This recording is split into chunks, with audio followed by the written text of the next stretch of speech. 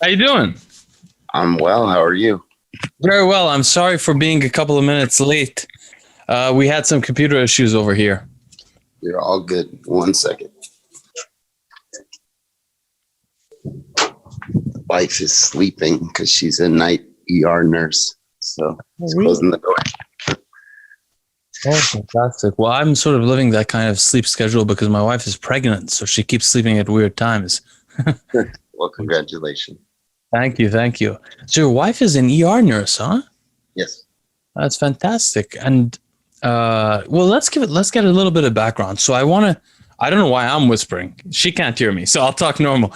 But anyway, I want to give a little bit of background to our audience. So first of all, welcome Guerilla to the Live Long podcast.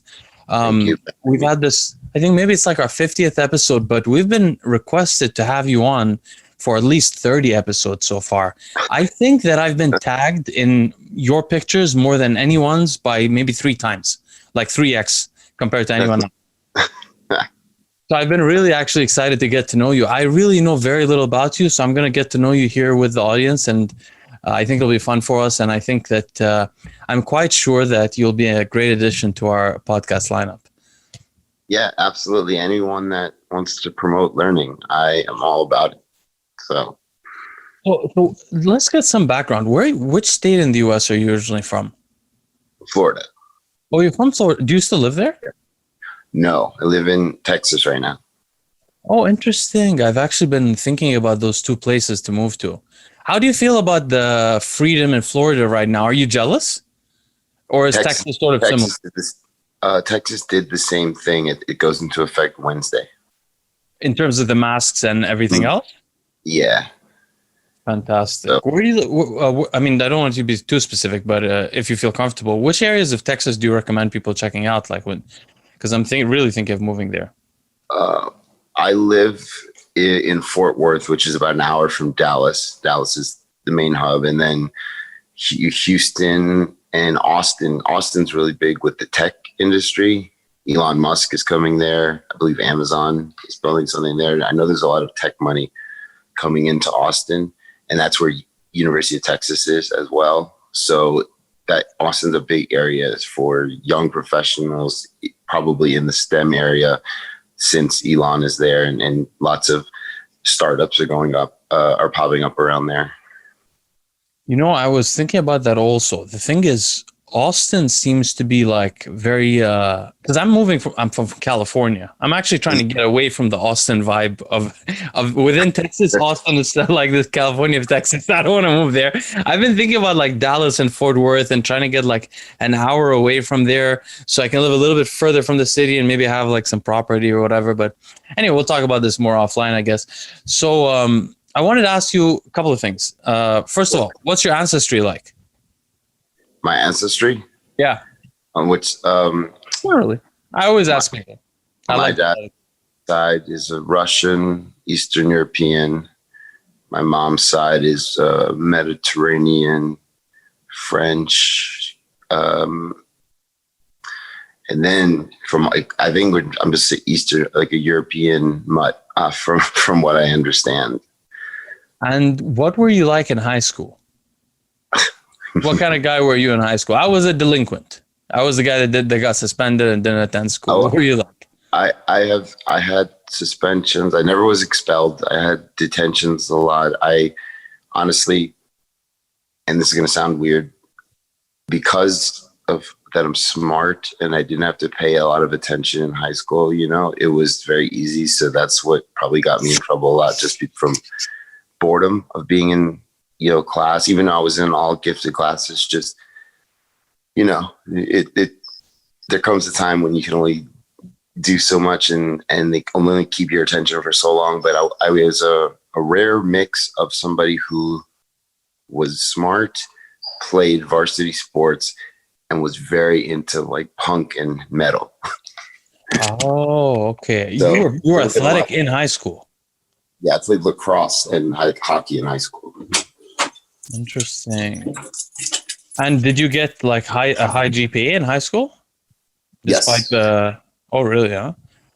I got I missaid it the other time, but my high school GPA, for the audience to know, was 2.9, and one of the lowest in my class, actually. One of the lowest. There was only like 6 people lower than me out of 90 students.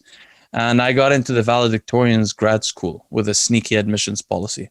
But that's how I made up for it. And I recommend any of the listeners, because now we have young listeners, understand something. Between 11th grade and 12th grade, your entire life will change. If you use that 1 year very intelligently, there's strategies. You can just totally change the trajectory of your life.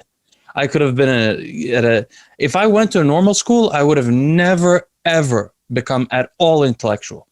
Because I was not that kind of way. I was interested in learning, but not in reading. And I didn't understand the joy of curiosity and the joy of, the euphoria of just, oh, wow, this is, or especially self-discovery, if you discover something yourself. Exactly. I didn't know what that was like. But when I went to Carnegie Mellon, I saw other people who were way smarter than me and way more passionate, and maybe they had better childhoods. Their parents raised them in a way, like explain things. Like when I was a kid, I didn't know what biology was, chemistry. Nobody ever told me anything. Like all we know about was business in Dubai. And I grew up in Dubai mostly. Right. And nobody does anything in Dubai. They don't manufacture anything. Everything is just trading. So nobody does, literally none of us know how to do anything back in the day, you know? So I didn't know anything, but at Carnegie Mellon, you could see that passion and excitement. So just for the younger guys, pay attention in 11th and 12th grade. So where did you end up going to college, and what did you study for undergrad? For undergrad, I went to the University of Central Florida in Orlando, and I did chemistry and I had a minor in physics. And graduate school, I went to Georgia Institute of Technology in Atlanta and have my master's in organic and biochemistry. But you're a real chemist, finally. This is excellent. I'm so excited to talk to a chemist. Yeah. But a caveat to that, I went back to school at 26 for chemistry. I had went to school. I wanted to play lacrosse in college. I wound up going to Ohio State, didn't like it, transferred to University of Central Florida, wound up getting a degree there and then getting into law school. And then the summer before going to law school, decided that's not what I wanted to do, and went back and signed up to go back to undergrad for chemistry. You went, oh, wow, that's incredible. You know, that's really interesting. That 26, huh? Yeah, so I'm old. That's really interesting, because I actually thought of, I couldn't do it because I wasn't gutsy enough like you are, but I thought of it at 28. I thought of, what if I could, because I don't have any fundamentals of biology or chemistry whatsoever. I've never taken a class, 0. So I was like, I don't know anything. And I lived next to UCLA. So I thought maybe I could take some courses, but I wanted to do a full undergrad because I love undergrads. I feel like undergrads are where you learn the most, really, genuinely. Until you get to grad school. And then you learn a lot really quickly on your own in the laboratory. So depending on what you're doing, but in my case, in chemistry, you learn a lot on your own really, really quickly on what works and what doesn't. It may be a difference in the fields. That may be it. Because I'm an economist by training. I'm a social scientist and a quantitative one. But in my field, my specialty is called decision science. And it's the study of how people make decisions and how they can make better decisions using mathematics as well as psychology.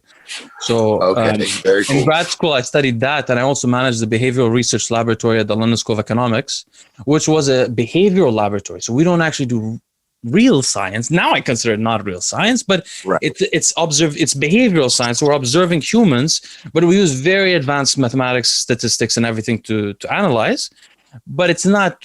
So, the problem with me was when I was a kid, I didn't know biology. I wanted to understand people, but I didn't know that I didn't realize the core of people is biology. And the biology hadn't developed quite to where it is now in neuroscience. No, it still isn't. Neuroscience is like consciousness. Neuroscience is in its infancy. But rapidly developed. Think about the time when we were in high school. The neuroscience, it was cognitive psychology. It wasn't even neuroscience. Yeah. Really, it wasn't neuroscience. No. Yeah. So like we didn't have many options. Now the world is gonna be your oyster for the younger guys. You can actually potentially there'll be a day where there'll be advanced computer models that will be potentially modeling the brain function itself. Or like in genetics, there'll be potentially very advanced computer models that will be taking those SNPs together, interplaying them with environmental factors, and modeling how complex genes interact with the environment and stuff like that. And right now, we're looking at single SNPs and saying you're 1.3 more likelihood to do this or that. But the future is so exciting with computational biology. I mean, the math is so hard. Once you get into more than one variable, you know this, the math just goes crazy hard. So the modeling is a lot of approximations, I would assume, if you're trying to do multivariable stuff. I don't think that necessarily the I don't know if it's a computational power issue right now. I have no expertise in the computational biology, although I did do some computer science at Carnegie Mellon. But I assume that the issue would be the real world data and the external validity of the modeling. So I assume that they need to know more about how the gene on gene interactions actually occur in real life to build that into the. Oh, you disappeared your video. Oh, someone's calling me. That's why. No worries. Sorry. No worries. Yeah, anyway, it's going on a tangent, but yeah, there's very exciting stuff. I assume that it's the gene on gene interactions that they need to see in the real world to put that into the computational model, so that eventually we have real understandings of like what our genetic predispositions can really be, and then we can have really genomically based supplementation and medication and stuff like that. I think we're years and years away from that. Unfortunately, it's there. Like 20, maybe 30. I think CRISPR is closer than we are to what you're talking about. Yeah, of like course. We get the perfect baby, if you will. You could probably have developed more quickly than you can with getting supplements tailored to your genetic disposition, I believe. At the current rate. That's true. That's a great point. Yeah, you could just change your genes instead of modeling the whole thing and trying to change your environment. That's very true. But I mean, they've been doing. Do you wonder that the Chinese are doing more than they're saying? Because you know about that one case, right? That they were caught with the HIV modification. Do you think they're doing other? Do you know about that or no? There was this one. No, I'm actually not familiar. So the first time they modified a CRISPR human was a Chinese scientist did it without. Because everybody knew how to do it around the world, apparently. David Sinclair was very upset about this and all the other guys because apparently everyone in their community, I'm not involved in all of it, obviously, but their community knew how to do it, but they were considering it unethical to do. And so a Chinese guy beat them to it because he just dropped the ethic part. And what they did was they actually modified the little girl. I think she was a little girl before she was born. They modified her gene to make her HIV resistant. It's actually a polymorphism that I have.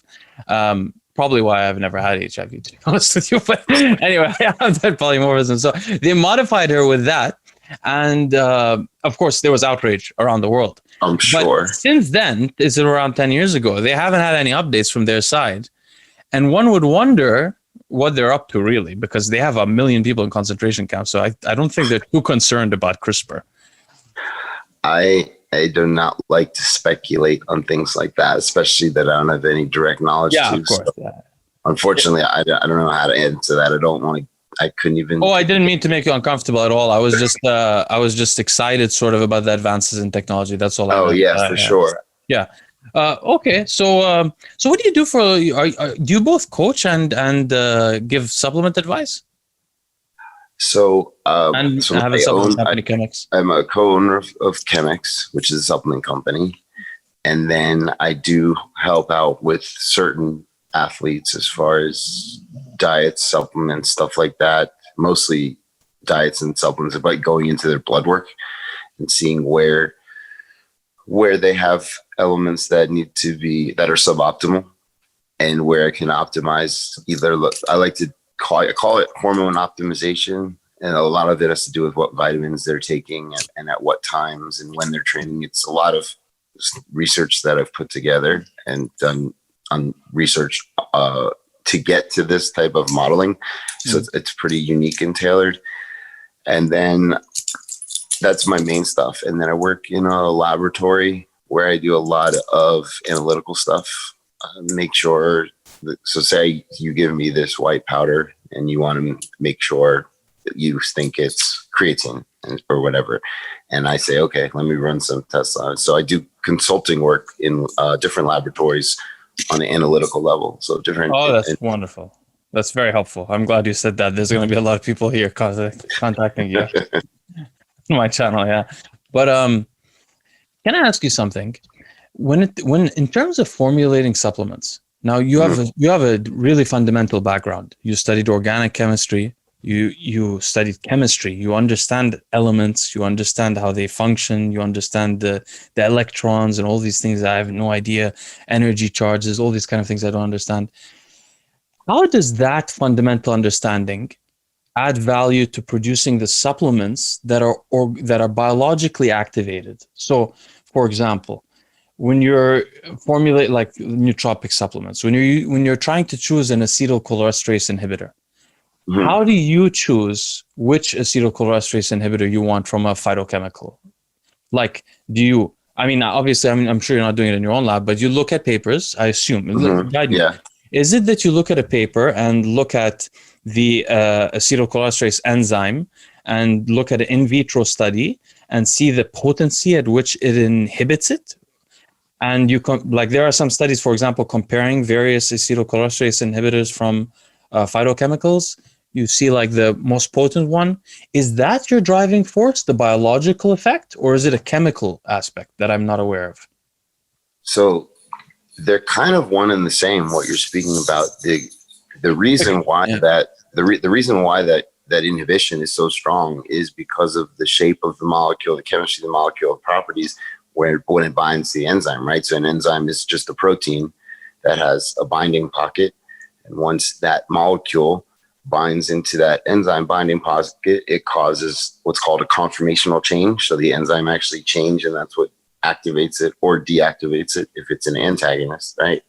And so in chemistry modeling, what I did in grad school and what almost every lab does is you maybe start off with a natural molecule and then you derivatize it, meaning if the molecule is 8 carbons, I maybe make it 9 carbons and see what happens, or I add a halogen like a chlorine or a fluorine or a bromine at a specific point, because I know what the enzyme looks like, the binding pocket. I know where there are interactions. Like for me, adding a chlorine atom, that means that there's a lot of electronegativity there.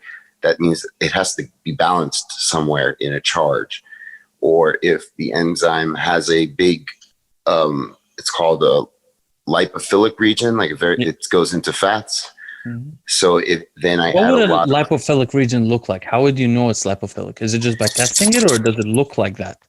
So all enzymes are made up of amino acids. That's all they are. There's sequences of amino acids, and we know that amino acids are either polar, meaning they go into water, or non-polar, meaning they go into fat. So depending on the amino acid that it is at that point? In itself, period. So, something like arginine is very polar because of its side chain versus something like alanine, which is non-polar. And so, or phenylalanine has that big benzene ring that's very non-polar. And so you just taught me something so wonderful. Thank you so much. I'm so happy to learn this. I never knew this. My audience never knew this. This is awesome. I had a chemist on before. I wanted to ask him a lot of questions like this, stupid questions, but I didn't get a chance. So thank you so much for taking us through this.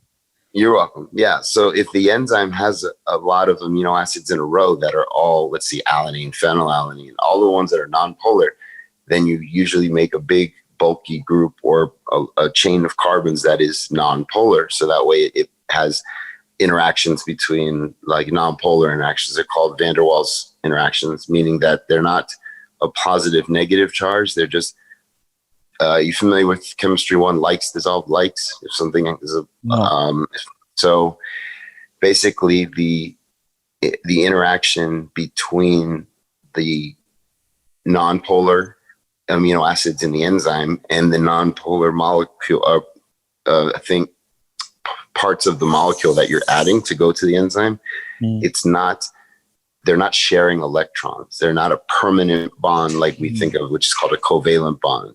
Okay. They are only interacting due to the fact that they're both lipophilic and that they're attracted to each other.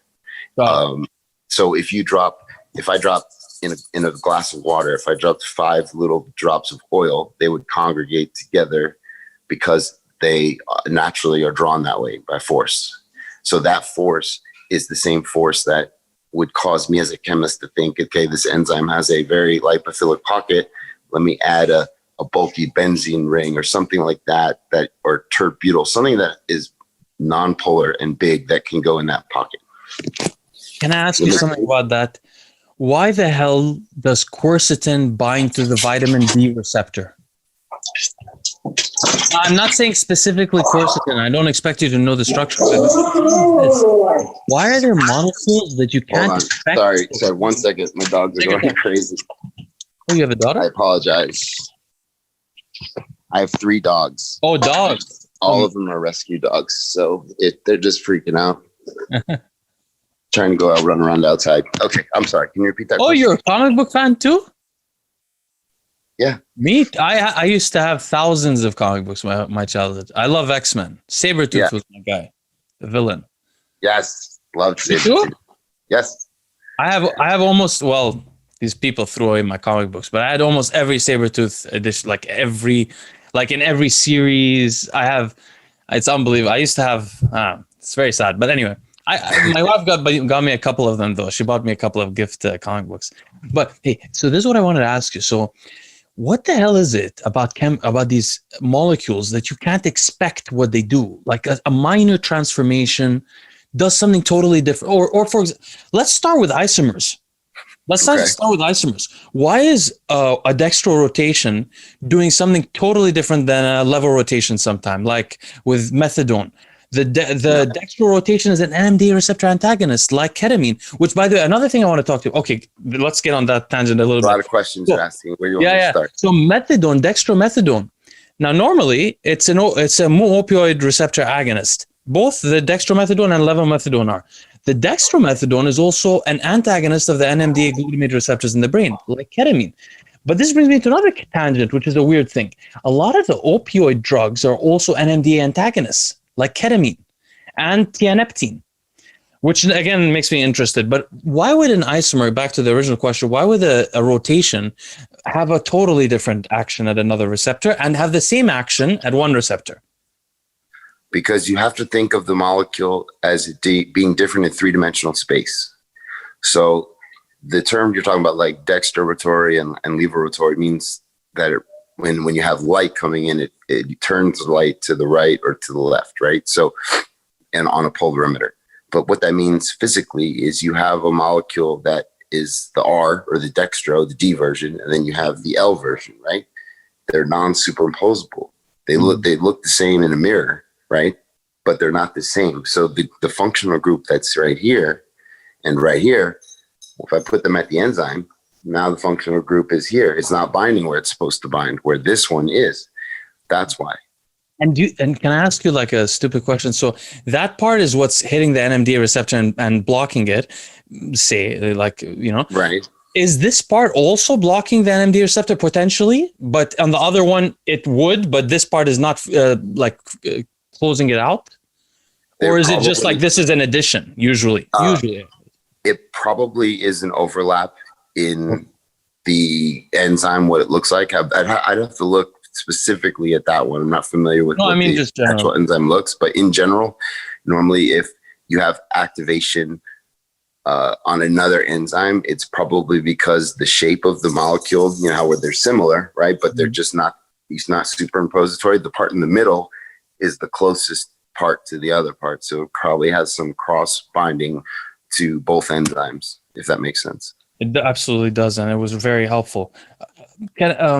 So when we talk about affinities to receptors, what does that mean exactly? Now, because this is what I'm thinking, okay? There's questions about it. Like, for example, when we talk about acetylcholinesterase, let's talk about NMDA receptor antagonism. Huperzine A, probably you use that in some of your supplements, I assume? So yes. Huperzine A is an NMDA antagonist. I think it's the only available phytochemical NMDA antagonist. Is it? Or that is, I would have to look into it. Yeah, it's I know one of the only ones, right? And it's cool because it's acetylcholinesterase inhibitor at the same time, so it's convenient. But the interesting thing about it, so I have a theory that Huperzine A is actually less is more neuroprotective than ketamine or than Memantine, which is the drug version of an NMDA antagonist for Alzheimer's. Right, I've seen that one. The reason why I think it's better than Memantine, even though I take Memantine actually just because I like drugs, but Memantine has a higher affinity, right? So the idea I had is, I read this in a paper, but they didn't talk about Huperzine A, but they were talking about Memantine versus Admantine, or a less potent version of it. Memantine versus Ketamine. Ketamine apparently has a much stronger affinity for the receptor. So the NMDA receptors are involved in glutamatergic function in the brain, which is essential for long-term potentiation. So the idea is that if this molecule has such a strong affinity, then a small amount of it in the body will totally block the signal at that receptor, and it'll be very hard to get it off. So when you actually want the signal, and it's not noise, like oxidative noise or excitatory activity in the brain that you don't want, it won't be able to get the ketamine off the receptor. So it'll actually stop long-term potentiation. But Huperzine A, having less affinity, requires a larger mass to hold the receptor closed. And because of the larger mass, because of physics, it can be opened up quicker as well. It can be what? Up quicker? Like it can get off the receptor faster with the force of the current from the activation of the receptor of the NMDA receptor, which I don't know what element it uses, but I've read something like that before. My question was like, number one, how does one thing have a stronger affinity? Is it literally a structural thing that it fits tightly, or is it an energy thing? It's both. Oh. The structure of every molecule, every structure of a molecule has a certain energy in it, right? The energy in the chemistry, in the actual bonds, and in that exact configuration. So we talked about isomers, right? The D and L could have different energies. I know that if you're talking about cis versus trans on a double bond, they definitely have different energies. And so when you're talking about how something has a higher binding affinity, that usually means that the structure itself, with all the different functional groups, whenever they bind to the receptor, they have the strongest interactions, non-bonding interactions. So what I mean by that is hydrogen bonding of, let's say, hydrogens on an amino group that bind with hydrogens on amino acids, or it has a large bulky lipophilic group in a spot where the enzyme is lipophilic, or it has halogens in a spot where there are some oxygens where you can have charges that are positive and negative charge repel. So like when something binds to an enzyme, there's a lot of things going on, which is why there becomes a conformational change, because when all of those interactions happen, those non-bonding interactions, and when I say non-bonding, I just mean non-covalent bonding. They're not actually forming a real carbon-carbon bond. They're just binding with hydrostatic interactions or electrostatic interactions, something like that. Let's say that I have a chain of arginine, which is positively charged at our pH of 7, and so it will match up naturally with the part of the molecule that is negatively charged, and they will actually change the conformation of the enzyme, and that's what causes activation. So it has a lot to do with the functional groups that are on there, and then the shape of the molecule and how it binds, and that's usually what causes how strong something is in affinity to it. Now, you can have something that's a very strong affinity that is an antagonist, not just an agonist. So it works both ways. And that's the curious thing which you were alluding to right there, which is the response elements from the receptor, which is that some things just bind, they agonize, they can have a higher affinity than another molecule, but cause less of a response element. Like, a colloquial example is like some of the androgens that we take, that like DHT binds strongly to the receptor, causes less. Well, who knows? We don't really know if that's androgen receptor mediated, I guess, but we know some things are like that, right? So they bind. We can use that as an example of structure, so everyone knows what those structures look like.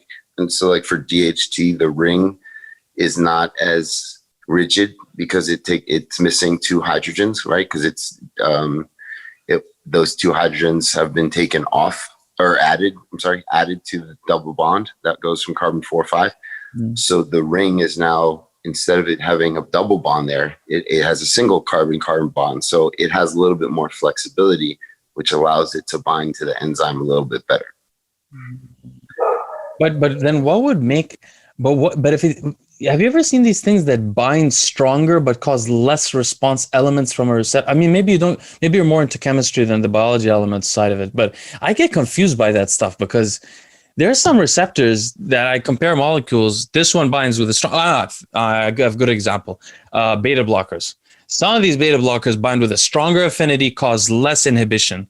And it's just confusing. And obviously and then you have the inverse agonists, which are, what else? Inverse agonists. There's so many different things that can happen at a receptor. It's so confusing. I wish there was a book on receptors, like receptor structures.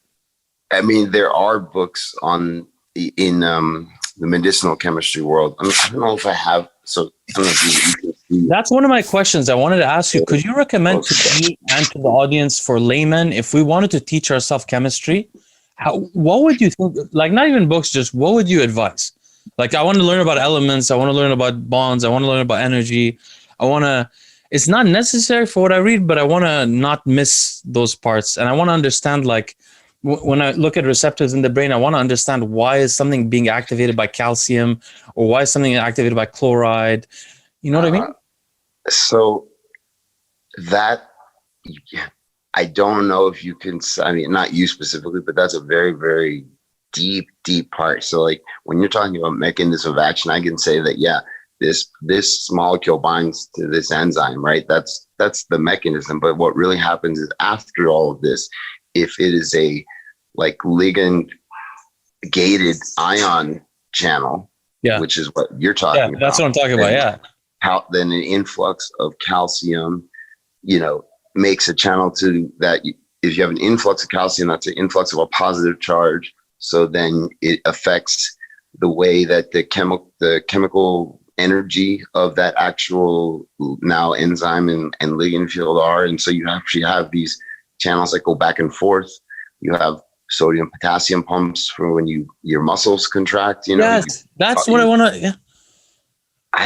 Where do you learn that? That's a very high level. I think we have to pay you to come here and give us little lessons, because I'm really delighted to. Yeah, I feel like I should be paying you right now, because you've told me some things that are really.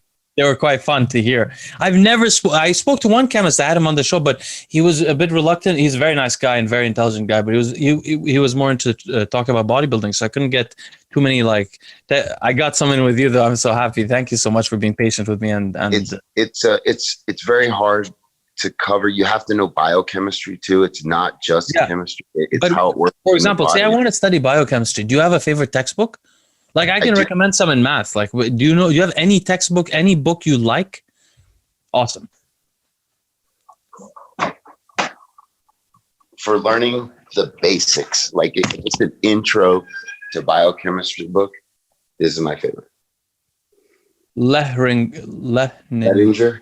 Got it. I will be ordering it right after I get off this Principles of Biochemistry. Done. So Thanks. This is an old one. Obviously, this is the 4th edition. So when I was in school, but as far as just the fundamentals of how proteins work, and like we talked about, proteins fold from a positive negative interaction, and how water stabilizes enzymes. So this is a good book to start off. Can I ask you something? When people say misfolded proteins, which is something I use the word often, I imagine that there is something like a that I don't know what the hell I'm saying, really. You know what I mean? I don't actually know what to look. Why would a protein be misfolded? Do you know? Like in Alzheimer's disease, like for example. So, and like I said, enzymes and proteins are enzymes, right? They're all different amino acids. That's all they are, right? So if you have a certain size enzyme or protein that can fold one way and the way it's supposed to be, because there's a negatively charged, carbonyl group here and a positively charged amine group here, and they have electrostatic charge, and that's where it's supposed to fold. Or you can have those same positive interactions a couple amino acids down, or even on the other side, it can fold like this instead of folding like this. Or you can have things. Why does it need to fold? to get the structure of an enzyme. So when mRNA, when messenger RNA makes your proteins, they're linear. And then based on energy and entropy, but mostly energy that we talked about, they fold a certain way to be in their lowest energy state. So thing like thermodynamically, for them to be stable, they always go mostly always go to their lowest energy state. So if something's in a higher energy state, that costs energy and it has to come from somewhere. So for it to be folded correctly, it would be in its lowest energy state where the enzyme is nice and happy and it's ready to accept the ligand and do what it's supposed to do. Fascinating. That makes sense? Yeah, it absolutely did. It was very, very interesting. I'm going to read a little bit more about it. I have a couple of more questions while we're on this subject. Sure.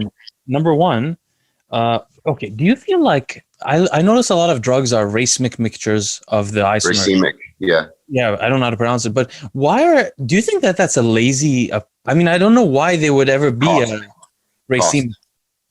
Cost, yeah, cost. All right, okay, I thought so. It's a lot. So when you have to make a very specific stereo. Oh, sorry, for the audience, just for the audience to know. So we have to clarify. Racemic mixtures. We were talking about those two hands. This is when you have a molecule that's both of them. You didn't separate them. Usually 50-50, sometimes 75-25, but usually 50-50. Sometimes the molecule is just naturally like 75-25 by itself. Well, so, okay. Let's start off with all amino acids are naturally L, right? Oh. So every amino acid that occurs in my body, in your body, in nature is L, not D. Always. The D are artificial. So let's start with that. And then when you're talking about... You just blew my mind, by the way. I had no idea about this. I love dextroamphetamine. I've been using it for a long time. I had no idea it was artificial. Well, it's all artificial, but I didn't know it was unnatural. No. So when to make a very specific stereo center, and what I mean by that is if you have, let's talk about carbon, since it's the most common element that we're using in all these structures. If I have a carbon group that's tetrahedral, meaning that it has four different ligands to it, right? 1, 2, 3, 4, like this. Yeah. They're all in different areas of space, right?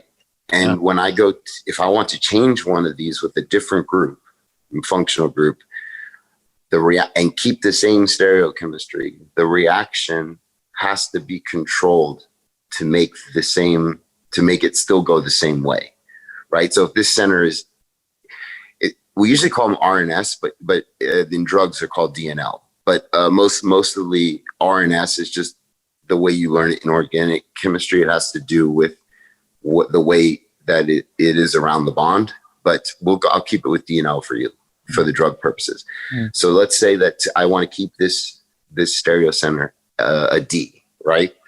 I'd have to use some catalyst or some form to keep whatever I'm trying to add over here when it does the actual chemistry, like the nucleophilic attack or whatever the actual mechanism is. I have to find a way to make sure that it only goes one way and not the other way, because it can go two different ways. Once if you think about it as a missile, what you're trying to add on to the molecule, it can go from this side or it can go from this side. We're trying to control it to go to one side. It is a lot cheaper to make it go on both sides. And then you have a drug that's a racemic mix, and they're very, very hard to separate with, if you make a column or trying to do separation, like for analytics, they're very, very hard to separate because they weigh the exact same. They have the same chemical composition. The only difference is the way they are in three-dimensional space. Is there like a way to filter it? Or how do you do it? How do you separate them? It's extremely hard. That's why the drugs that are usually patented are for one of the stereo centers. There's a lot, omeprazole, which is the common antacid. It's a PPI, proton pump inhibitor. I think there's two versions of that. There's omeprazole, and then the one that is... Well, let's stay with amphetamines. I can tell you about that, for sure. But there's no one uses L-amphetamine. There is, yes, there. Oh, no, L, but so this is a great for the audience, because, a lot of people use Adderall.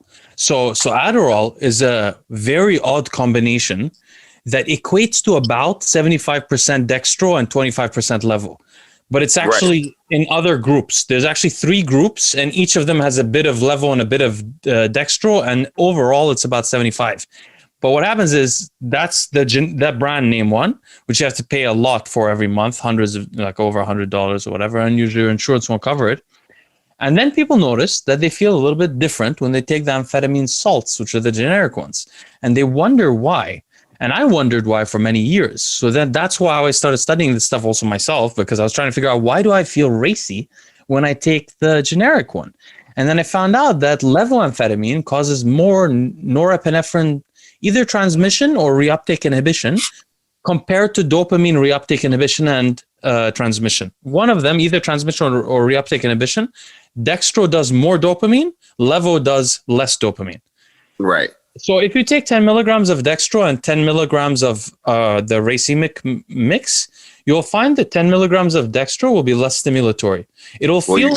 You're only getting 7.5 milligrams of the D in the Racemic mix, and you're getting 10 full of the D, so the dose is less.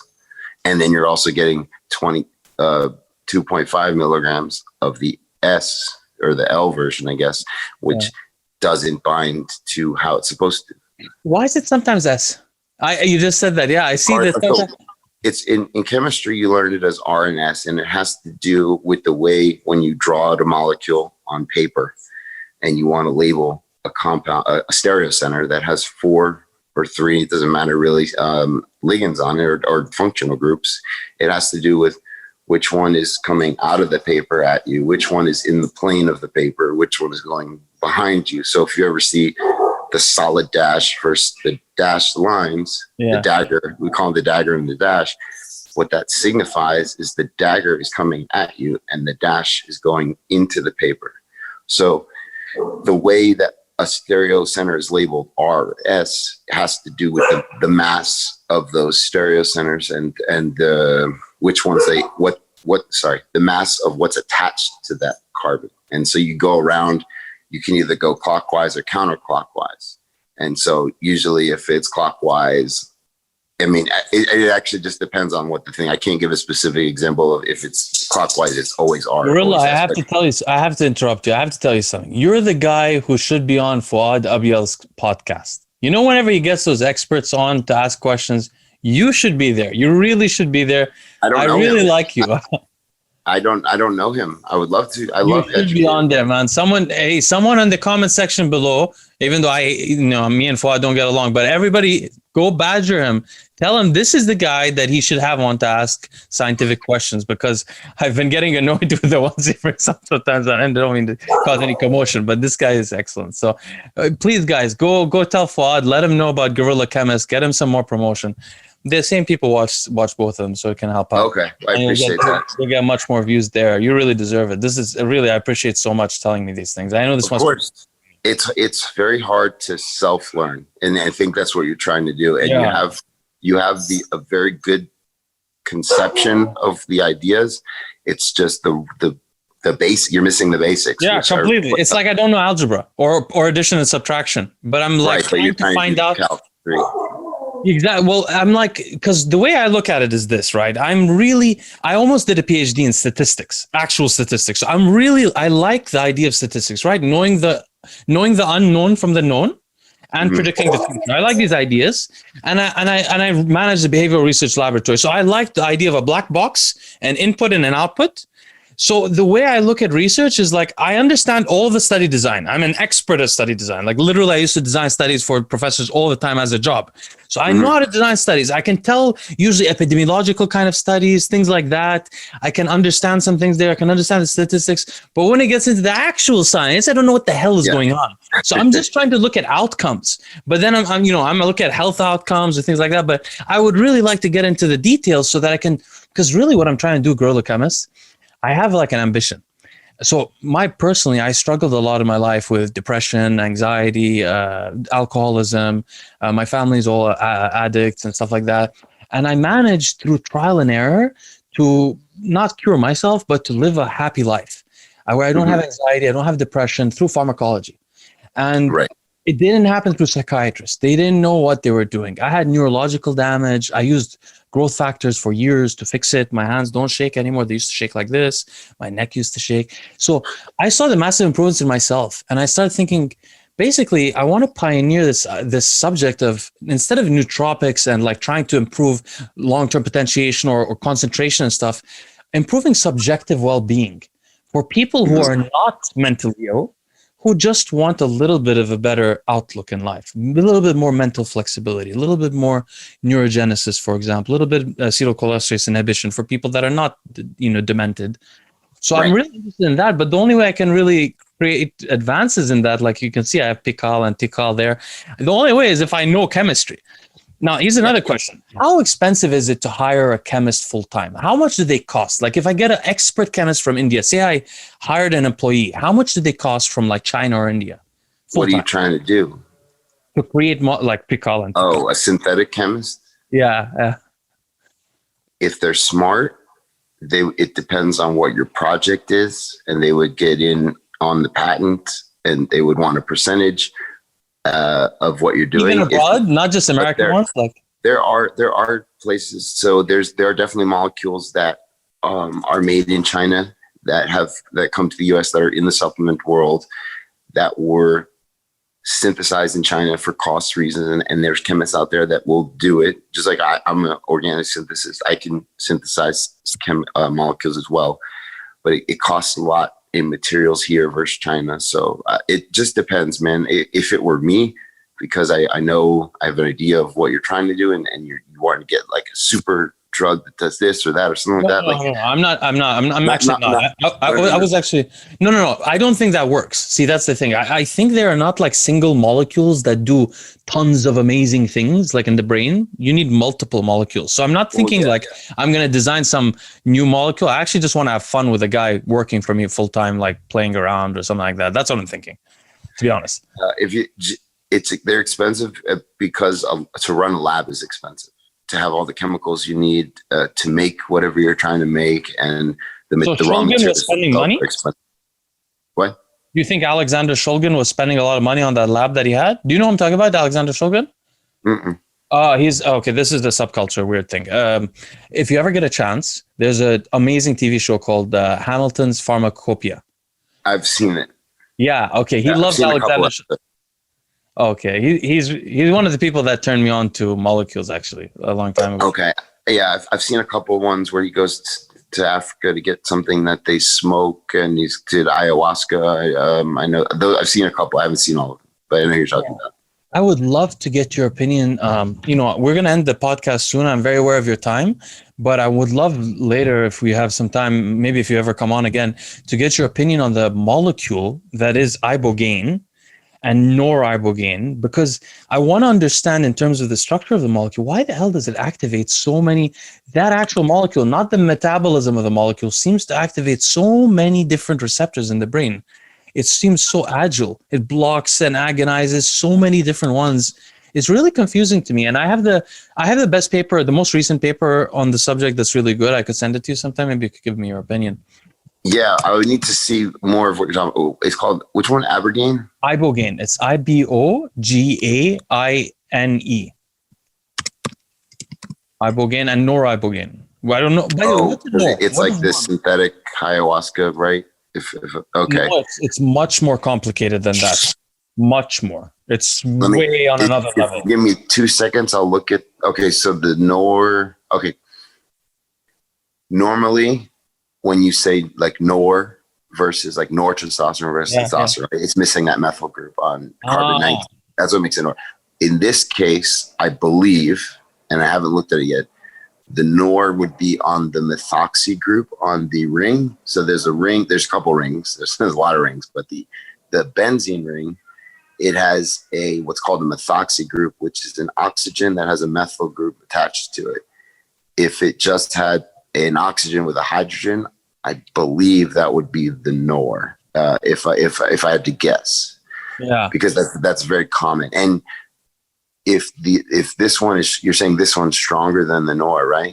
No, I'm not sure if it's stronger than the nor necessarily. But what I'm curious about is there anything weird about that molecule when you look at it too? Is it unusual in some way? Yeah, there's the ring structures are very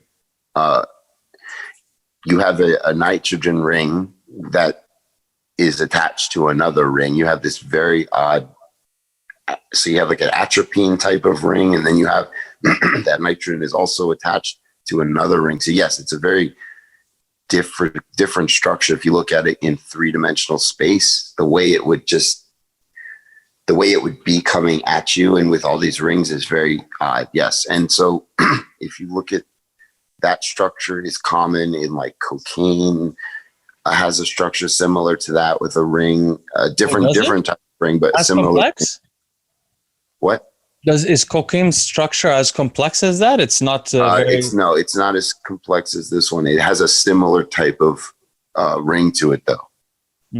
So what I was getting at is the more lipophilic, the more fat soluble something is, the easier it is to get across your blood-brain barrier. For example, morphine versus heroin. Heroin is diacetyl morphine. So it has two acetyl groups, which are lipophilic. That makes it very fat soluble to go through your blood-brain barrier, which has the membrane of all fats. It's the acetyl group that does that? What? It's the acetyl groups that does that helps it to get into the... That makes it much more... But for the audience to understand this, if you take morphine, maybe the audience that are not opiate addicts don't know this.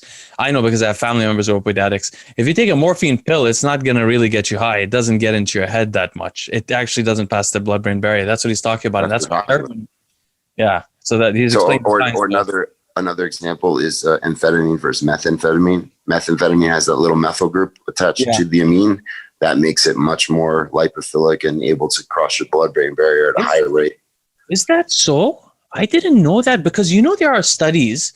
Methamphetamine is like 80%, like an 80% dose of methamphetamine is somewhat equivalent in reactions to a 100% dose of an amphetamine in people's, like in the dosages, because they used to prescribe methamphetamines for... I remember years and years ago. Yeah. The best book on this subject, if anyone wants to know, is On Speed. It's not a great book, but it's the best history of it. There's also the amphetamine debate. I have it somewhere here also. But so it's the methamphetamine gets in the brain quicker. I always thought that the major effects, I mean, I'm sure they really are, is the fact that people happen to get these amphetamines from Mexico and potentially from China here in California, and they take grams of it at once. So there's also that effect, right? The dosage thing. Some people just think meth is will make you crazy. Well, 10 milligrams won't, but smoking 2 grams will. Yeah. Anyway. But that's the reason, the chemical reason why it hits you harder and lasts longer is because it gets into your blood-brain barrier easily. And then that methyl group also protects it from monoamine oxidase, which is the enzyme that breaks down that. Really? Yeah. I didn't know that also. So do you have to, what is how do you demethylate it? With the MTHFR? Is that demethylating or methylating? With what? With the MTHFR enzyme? Is that is there a methylating enzyme? Like what would your... SAMe is the methylating enzyme. And then there's a demethylating one, I guess, right? So there's always, your body will methylate and demethylate everything that it takes in because it has to expel it out. But which is just one carbon metabolism, right? So it's adding one carbon and taking one? It's taking, yes, but a carbon with 3 hydrogens. But a carbon-carbon bond or a carbon-nitrogen bond are strong because there's the bond length isn't that long. So a carbon-carbon bond is harder to break than, say, a carbon-oxygen bond, or even a carbon-nitrogen bond is more polarized because there's more electron density in nitrogen than there is in carbon. So the electrons are more closer to the nitrogen than they are. So all of that makes it easier to break. Carbon-carbon is the exact same. So to break a carbon-carbon bond, it's very, very difficult to do chemically. Can I ask you something? What is DNA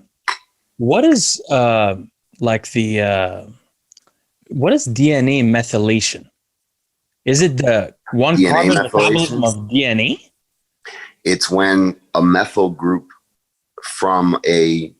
usually from a free radical. So it's a methyl group that's been broken off of something by UV radiation. will attach to most likely the nitrogen of one of the base pairs on your DNA. But there's also, but that's how epigenetic reflection also happens, right? So it can't always be from free radicals. It must be some kind of like, but this is what I was going to ask you. Actually, I forgot. What is oxidation of fatty acids? I don't even know what the word oxidation really means. I use it all the time. I know it burns fats. What does it mean, oxidation of fatty acids?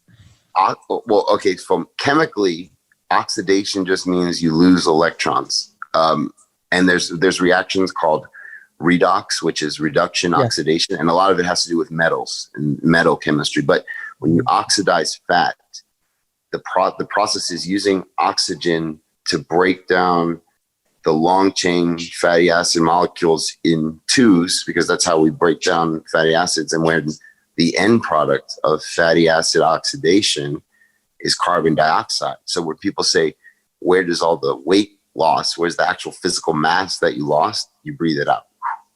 Carbon dioxide. I think we should leave it there. You know what, Guerrilla Chemist, I gotta tell you, man, I really appreciate it. Like personally, I'm not just saying for the audience. Probably this will be too detailed for some of the audience guys, but we have a lot of nerds on the channel, so they're gonna love it. There are a lot of people like me. We want to improve our biology.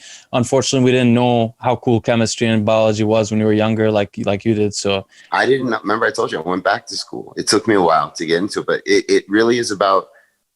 For me, it was finding the passion of why. Why did I want to learn chemistry? And a lot of it had to do with the supplement and bodybuilding industry.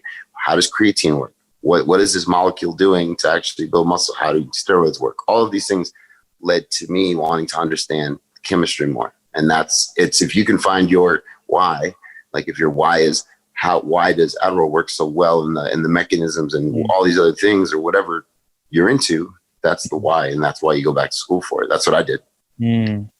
No, we really appreciate it very much, and I'd love to have you on again if you ever have time. I don't know, you don't do many video stuff, but you probably help out a lot of people.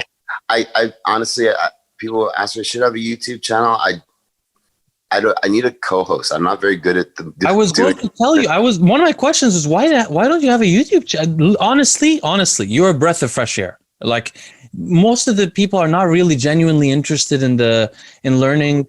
It's different when you talk to someone who gets excited about, and you're not, this basic stuff for you, but you still are getting a little excited explaining it. It's fun to talk about. There are not many people in the fitness or, this kind of community that's like that. You got to have a YouTube channel. What you should do is to ease your way in. I already have almost 20,000 subscribers, so you can come on every so often and develop a little bit of a base, and then you can start your channel. You're very welcome too. We would love to have any kind of, like even 20-minute lessons every 2 weeks or something like that. Not lessons, but like I could ask questions. Yeah. Basic questions, simple stuff like the Ibogaine one. I'd love to ask you that weird thing. Of course. But anyway, thank you so much, brother. I didn't know what to expect, to be honest. Wasn't sure. And then it was just fire chemistry questions. I was like, all right, I got this. I'm sorry. I haven't been able to speak to anyone. And I've been sitting here for I guess it's 2 years now reading papers and not knowing what the hell. I don't know what oxidation is. I don't know what electrons really are. I don't know what really ions are, to be honest with you. But I'm still reading them. But anyway, thank you, sir. Can you tell the audience how to reach you? I'm going to include your Instagram and everything there, but please tell them about your supplement company, and we'll remind everybody, message Fuoad Abiel, even though it's from me. This is the guy to be on the podcast. This is the guy to talk about steroids, and we need to have him an interview there so he can get better known. And you already have 40,000 on Instagram, right? Yeah. And Fuoad hasn't even brought you. You need to get, yeah. So guys, support our brother Guerilla for all the help he did us. How can they contact you? So my Instagram handle is the Guerilla Chemist with 2 R's and 2 L's, like guerrilla warfare. Yeah. The name of my company is Chemex, and the website is chemexlifestyle.com. You can see all of my videos that I've done for all the products and all the write-ups on there. So everything that's on my social media and everything that has to do with Chemex is all on that website together. And then you can always message me on Instagram, and if it's something that needs to be more than a message, then you can message me and we'll email and we'll figure something out. And we already have some of the audience members that have been bugging me about testing different molecules. So you'll probably get some messages, I'm sure. And we'll include your website there. Thank you so much, Guerilla. I'll talk to you soon. I hope we can get you on again soon.